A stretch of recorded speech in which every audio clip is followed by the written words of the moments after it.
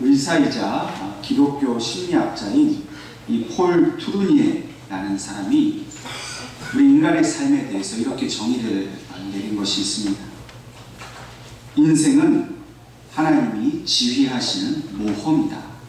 이렇게 말을 했습니다. 이 말은 우리가 살아가는 삶은 정해진 것이 비록 아무것도 없고 또 알 수 없는 곳이지만 그러나 그곳을 향해 모험을 떠나는 것과 같다라는 말입니다. 그렇기 때문에 우리가 살아가는 이 인생길, 사실 한 치 앞도 알 수 없는 이 인생길을 인도하시는 하나님만을 온전히 우리가 의지해야 한다는 것을 말하고 있습니다. 그래서 폴 투르니에는 계속해서 이렇게 말하고 있습니다. 나 혼자서 삶의 방향을 정할 능력이 없음을 깨달아야 한다. 나에 대한 하나님의 뜻을 분명히 깨달을 능력이 없음을 고백해야 한다. 그래서 우리는 하나님이 우리의 삶의 방향을 인도해 주시기를 간구하는 것이 절실히 필요하다라고 말했습니다. 그래서 결론적으로는 그러므로 우리 인생에 있어 최악의 실패는 하나님의 인도하심을 따라 행동하지 않는 것 때문에 실패한 것이다. 이렇게 말하고 있습니다. 사람 누구나 자기가 계획하고 자기가 뜻한 대로 살아가려고 합니다. 그런데 그 사람의 계획이나 뜻은 늘 불완전합니다. 확실하게 우리의 인생을 이끌어 가시고 인도하시는 분은 오직 하나님밖에 없습니다. 그래서 불확실한 자기의 인생을 따라가는 삶보다는 확실하고 분명한 하나님께서 인도해 주시는 삶, 그 삶을 살아가는 것만이 우리의 인생에 있어서 성공을 이룰 수가 있다는 것입니다. 성경에는 하나님의 인도하심을 받은 사람들의 이야기가 많이 나오고 있습니다. 그들의 한결같은 공통점은 그것은 바로 믿음대로 그들이 행동했다는 것입니다. 해보지도 않고 뒤로 물러선 사람은 아무도 없었습니다. 비록 그 길이 사람의 눈에 보기에는 불확실해 보이고 불가능해 보이는 일이라 할지라도 하나님이 행하신 그 말씀과 명령에 믿음으로 순종하고 행동한 사람은 하나님이 주신 그 약속이 반드시 성취되었다는 것을 우리는 성경을 통해 너무나 잘 알고 있습니다. 메가더 장군이 인천의 상륙작전을 감행하지 않았더라도 오늘 우리나라가 어떻게 되었겠습니까? 이 메가더 장군 주변에 있는 사람들이 메가더 장군이 인천에 상륙작전을 해야겠다라고 말했을 때 모두가 다 말렸습니다. 이유가 뭐냐면 이 전쟁의 역사 속에서 이 상륙작전을 감행한 적이 약 500번 정도 있었는데 단 한 번 노르망디 상륙작전만 성공을 했다는 것입니다. 500분의 1밖에 안 되는 그 성공 확률을 믿고 인천에 상륙한다는 것은 불가능하다. 그렇게 말렸습니다. 그런데 메가더 장군이 그들이 했으니 나도 할 수 있다. 이렇게 말하면서 그 500분의 1의 그 희미한 확률을 믿고 모험을 감행했습니다. 그리고 마침내 성공을 거두었습니다. 콜럼버스라는 사람이 신대륙을 발견한 것도 바로 이 모험 때문이었습니다. 1492년 당시 유럽에는 지구가 둥글다라는 학설이 유행을 하였습니다. 그런데 아무도 그 지구가 둥글다는 사실을 증명하려 하지는 않았습니다. 누구도 모험하기를 원하지 않았습니다. 그때에 이 콜럼버스가 지구가 둥글다는 것을 내가 증명하겠다라고 말을 합니다. 그리고 함께 이 모험의 길을 떠나자라고 사람들에게 주장을 하였습니다. 그러나 사람들은 이 콜럼버스의 주장을 헛된 것으로 여기고 사람들을 충동질하는 나쁜 것이라 여겨서 폭동을 일으키며 이 콜럼버스를 잡아 물에 빠뜨려 죽이려고 했습니다. 그럼에도 불구하고 콜럼버스는 이렇게 말했습니다. 대서양을 횡단하면 반드시 육지가 있는데 하나님은 이 큰 목적을 위하여 만인 중에서 나를 택하신 것이다.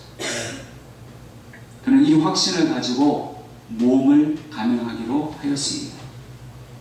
121명의 선원들을 데리고 그 미지의 바다로 떠났습니다.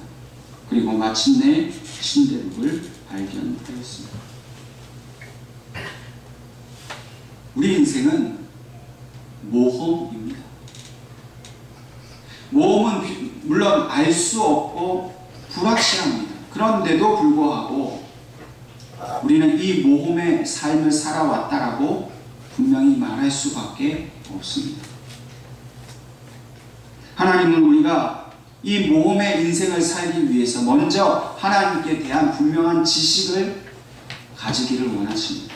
하나님이 누구신지 또 그 아들 예수께서 우리에게 행하신 일이 무엇인지를 분명히 알기를 원하십니다.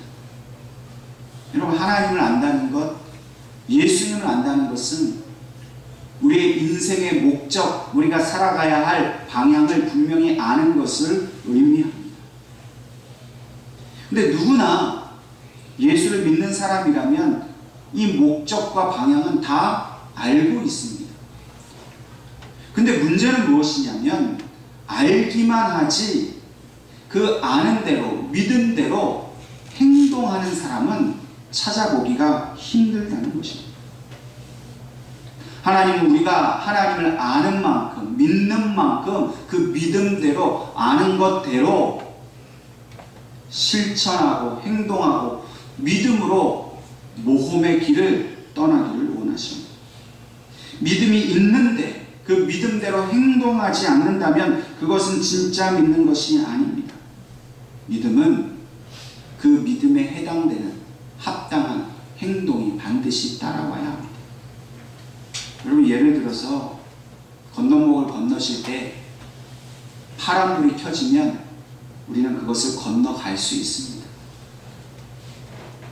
왜 그렇게 건너갈 수 있습니까?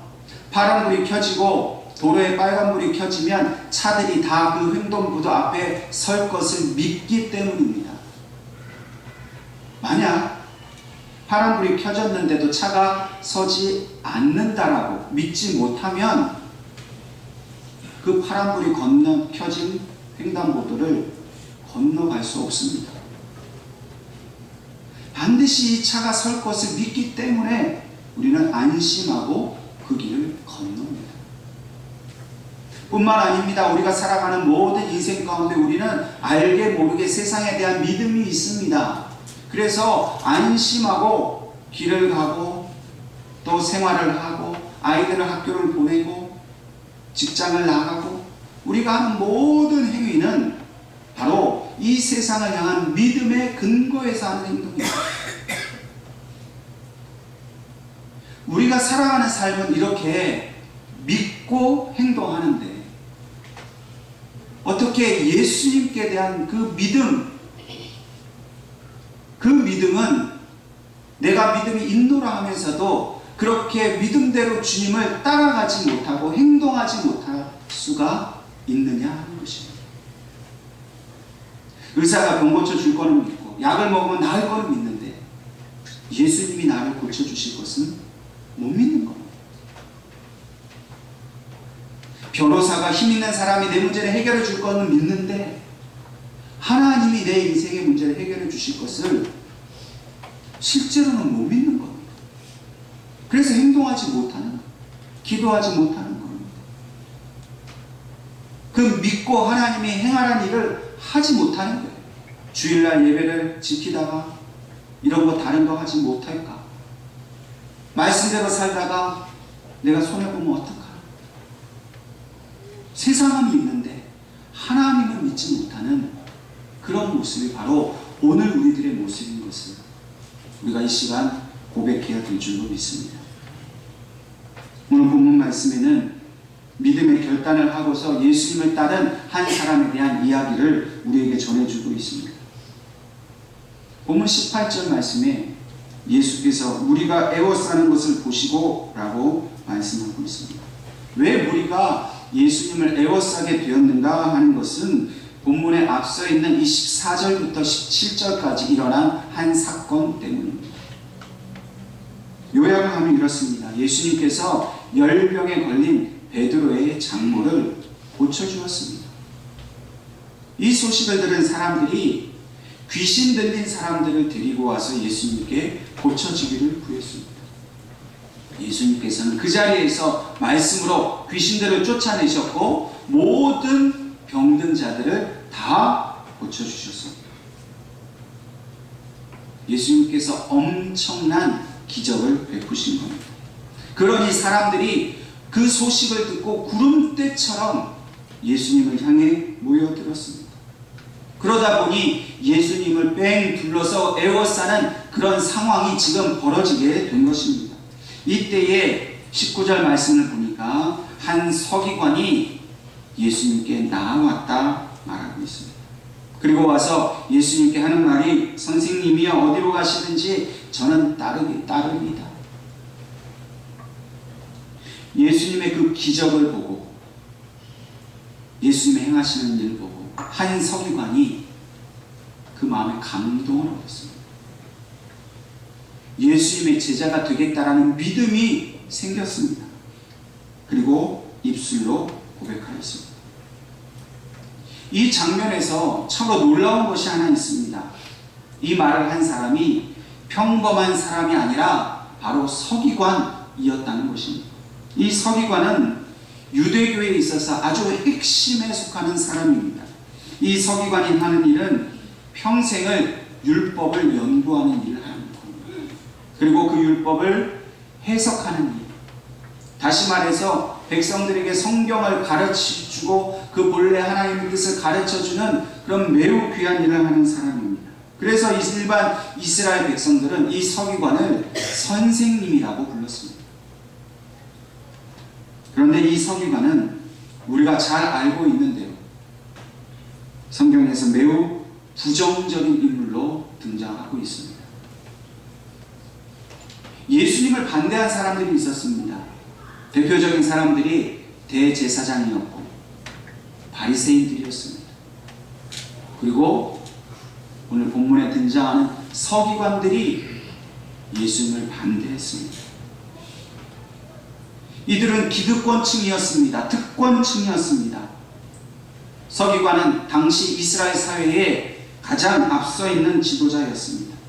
그렇기 때문에 그들은 평생 동안 자신들의 권세를 가지고 편안하게, 안락하게 그렇게 살아갈 수 있는 사람들이었습니다. 그런데 그런 서기관 한 사람이 예수님의 제자가 되겠다고 찾아온 것입니다. 지금 이 서기관이 예수님이 어디로 가시든지 나는 따르겠습니다 라고 말하는 것은 단순히 나는 당신을 따를 그런 마음이 있습니다. 그런 어떤 의지를 보여주는 정도가 아니라 그의 말은 나는 이미 결심했습니다. 나는 내 그 결심한 바대로 이제는 당신을 따르는 그 행동을 하려고 합니다 라는 뜻입니다. 이 서기관의 결심을 우리는 오늘 말씀의 주제인 모험이라고 할 수 있습니다. 왜 그의 결심이 모험입니까? 유대인의 선생이라는 높은 자리를 버리고 천하고 낮은 이 나사렛에서 온 이 예수라는 사람의 제자가 된다는 것, 그것은 이 서기관에게 있어서 엄청난 모험입니다. 위험한 일입니다. 자기의 평안하고 보장된 그 모든 삶을 버려야 할지도 모르는 매우 어려운 일입니다. 뿐만 아니라 자신들과 한편이었던 이 대제사장과 바리새인들의 비난이 따르고 멸시가 따를 일입니다. 가족들은 어떻게 했겠습니까? 아니 왜 그 좋은 자리, 그 좋은 직장, 그 힘 있는 자리에 있으면서 그것을 버리려고 합니까?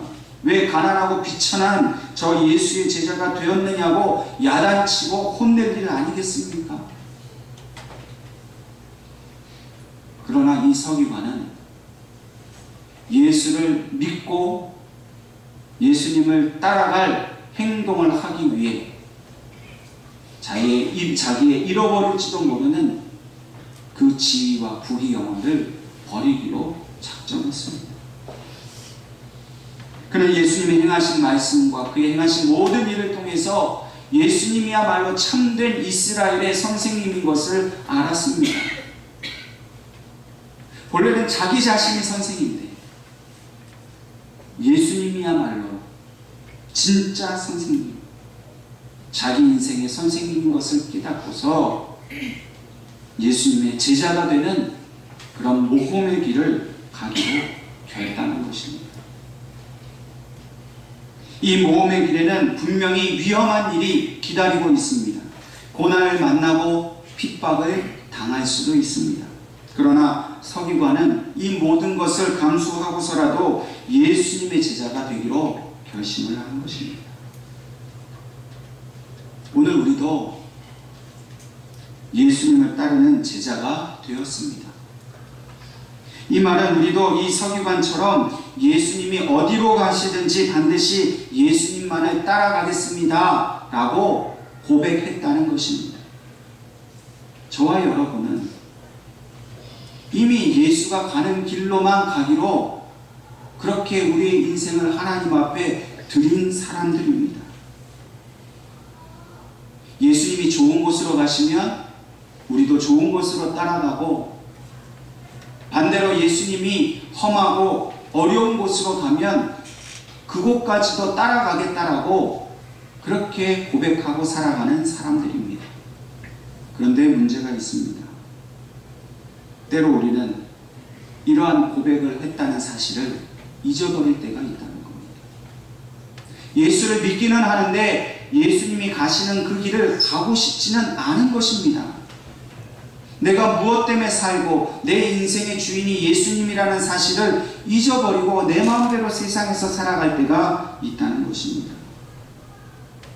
오늘 하나님께서는 이 말씀을 통해서 다시금 우리가 이 서기관과 같은 고백, 그 믿음으로 살아가기를 원하십니다. 그리고 그 믿음대로 행동하기를 원하십니다.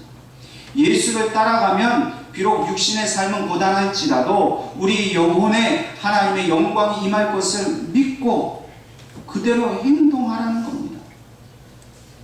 예수를 따르다가 고난을 받고 죽을지언정 다시 살려주시는 하나님, 그걸 믿는다면 그렇게 믿음대로 고난의 길이라도 십자가의 길이라도 따라가는 삶을 살라는 것입니다. 우리가 예수님을 믿는다는 것, 그것은 예수님이 보여주신 그 삶을 그대로 따라간다는 것을 의미하는 것. 그런데 그 예수님의 삶을 따라 사는 게 결코 쉽지가 않습니다. 노력을 하고 기도를 하고 아무리 애를 써도 예수님처럼 사는 거 우리에게 너무나 힘든 겁니다. 근데 예수님이 그걸 잘 알고 계십니다. 우리가 얼마나 나약한지, 의지가 없는지 결심을 할 때는 할 것 같지만 하루만 지나면 또 그 결심이 약해지는 걸 주님이 아십니다. 그래서 주님께서 우리에게 주신 것이 있는데 그것이 바로 믿음입니다. 의지가 없고 능력이 없고 힘이 없어도 주님이 주신 믿음만 붙들면 우리는 주님이 명령하신 모든 것을 다 행할 수 있습니다. 세상이 조롱하고 비웃고 핍박하고 회방을 해도 묵묵히 십자가의 길을 갈 수 있는 것은 바로 주님이 하나님의 아들이시며 우리를 위하여 십자가에서 죽으셨다가 사흘 만에 부활하셨다라는 그 확실한 복음의 약속, 그 믿음의 약속을 우리가 붙들기 때문에 저와 여러분이 오늘도 묵묵히 주님이 가신 그 십자가의 길을 쫓아 살아가게 된 줄로 믿으시기를 바랍니다. 아멘. 때로 우리가 가지고 있던 것을 버려야 할지도 모릅니다. 손해보고 빼앗길지도 모릅니다. 그렇다 할지라도 주저없이 그 빼앗기고 없어지는 것을 아까워하지 않고 오히려 주님을 쫓을 때에 더 큰 영광으로 우리에게 갚아주실 것을 믿고 그렇게 살아갈 수 있는 사람이 오늘 저와 여러분인 줄로 믿으시기를 주님의 이름으로 축원합니다. 오늘 예수님은 이 서기관에게 예수님을 따른다는 것이 무엇인지를 구체적으로 설명해 주셨습니다. 20절 말씀에 여우도 굴이 있고 공중에 새도 거처가 있으되 있는 자는 머리 둘 곳이 없다 라고 말씀하셨습니다. 한마디로 정리하신 거예요. 너가 지금 따라오려는 그 예수의 제자의 길은 그 예수가 머리 둘 곳도 없는 빈곤하고 처량한 삶을 산다는 것을 의미합니다. 여러분, 여우도 굴이 있고 공중에 새도 거처가 있다. 여러분, 여우가 거하는 굴, 공중의 거처조차도 얼마나 비천합니까? 여러분, 사람 보고 여우가 사는 굴에 들어가 살라면 살 수 있겠습니까? 그렇게 험하고 어려운 곳입니다. 그런데 예수님은 그런 비천한 것조차도 없는 삶을 사셨다는 거예요. 소위 말하는 최악의 삶을 사셨습니다. 인간적으로 보면 그렇게 없어도 그렇게 없는 삶을 사실 수가 없다는 겁니다. 그런데 지금 예수님이 서기관에게 네가 나를 따른다는 것은 바로 이렇게 최악의 삶을 산다는 것인데 그런데도 네가 나를 따라오겠느냐 말씀하시는 겁니다. 자기 집 한 칸도 없는 떠돌이의 삶과 같은 그 길이 바로 주님의 길이고 십자가의 길입니다. 여러분, 얼마나 실망스럽습니까?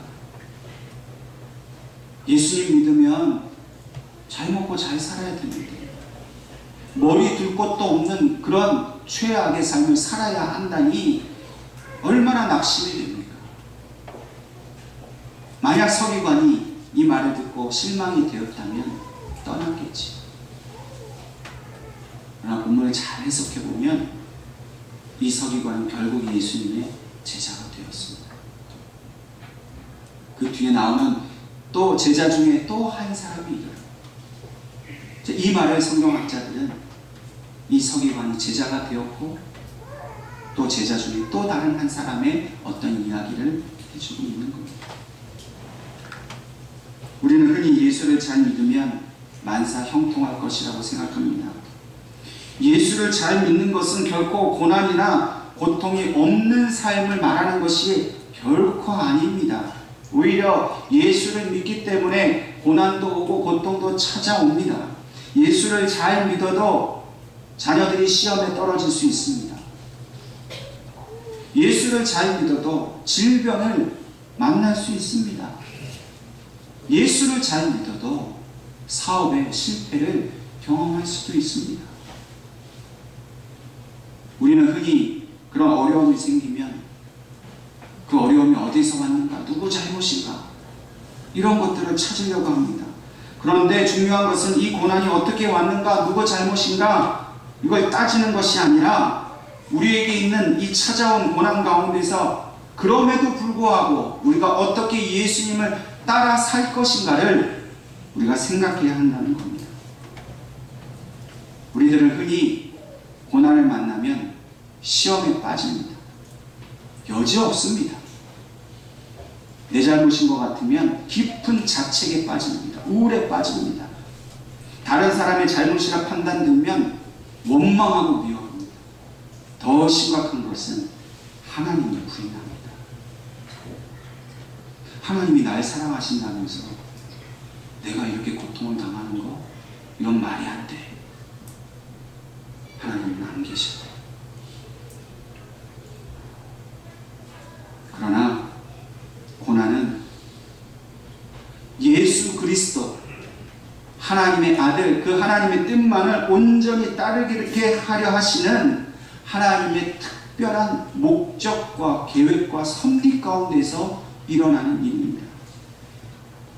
하나님이 일부러 우리를 시험하시려고 고난을 주시는 것이 아닙니다. 혹은 하나님이 능력이 없어서 우리에게 나타난 고난을 막지 못해서 생겨난 일도 아닙니다. 우리는 잘 알 수 없지만 그 하나님의 깊은 뜻이 분명히 우리의 고난 속에 숨어 있습니다.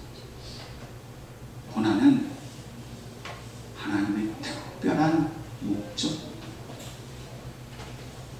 그래서 우리는 그 고난을 향해서, 그 목적을 향해서 모험하듯이 믿음으로 하나님께 나아가야 하는 것입니다. 오늘 저와 여러분이 우리에게 비록 어려움이 있고 고난이 있다 할지라도 그것이 바로 예수를 따르는 길이라면 그 하나님의 사랑이 분명히 그 고난 속에 있음을 믿어야 합니다. 하나님이 우리를 싫어서 미워서 저주하려고 하신 것이 아닙니다. 우리를 사랑하시기 때문에 그 사랑을 알게 하시려고 우리가 당하는 고난 속에서 주님이 함께 하시고 우리를 도와주시며 끝까지 예수 그리스도를 따라가는 그런 믿음의 삶, 모험의 삶을 바라고 계신다는 사실을 믿으시기를 바랍니다. 이 대화 가운데에 21절 말씀을 보면 제자 중에 또 한 사람이 이르되 주여 내가 먼저 가서 내 아버지를 장사하게 허락하옵소서 라고 말합니다. 갑자기 제자 중 한 사람이 자기의 당한 인간적인 현실적인 문제를 주님께 여쭙니다. 이 제자가 자기 아버지를 장사하게 해달라, 이것은 지극히 인륜적으로 봐서는 정상적인 일입니다. 그런데 그 뒤에 예수님이 하신 말씀이 놀랍습니다. 죽은 자들이 그들의 죽은 자들을 장사하게 하라. 그리고 너는 나를 따르라. 이 말씀을 우리가 오해하면 예수님이 어떻게 아버지가 죽은 아들의 장례를 막는가? 예수님은 불효를 하려는가? 예수님이 인간의 그 모든 도리를 거스르는 분인가? 우리가 오해할 수 있습니다.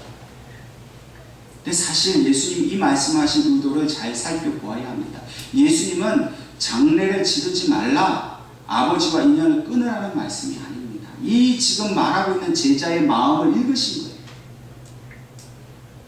제자의 마음 속에는 이 서기관에게 하신 예수님의 말씀으로 인해 실망한 마음이 들었습니다. 아니, 예수님을 따르면 돈도 많이 벌고 좋은 집도 사고 능력도 없고 나도 예수님처럼 병 고치는 능력이 생길 걸로 기대했는데 갑자기 빈털터리처럼 머리둘 것도 없는 거지의 삶을 살아야 된다라고 얘기하니까 이 제자의 마음속에 실망이 생기고 예수님을 그렇게 따르겠다라는 자신감이 하락하게 된 겁니다. 그런데 마침 아버지 죽었다는 소식이 들렸기 때문에 물론 도리를 행하러 가는 것이지만 한편으로는 핑계가 생겼다. 예수님은 그 제자의 마음을 아셨어요.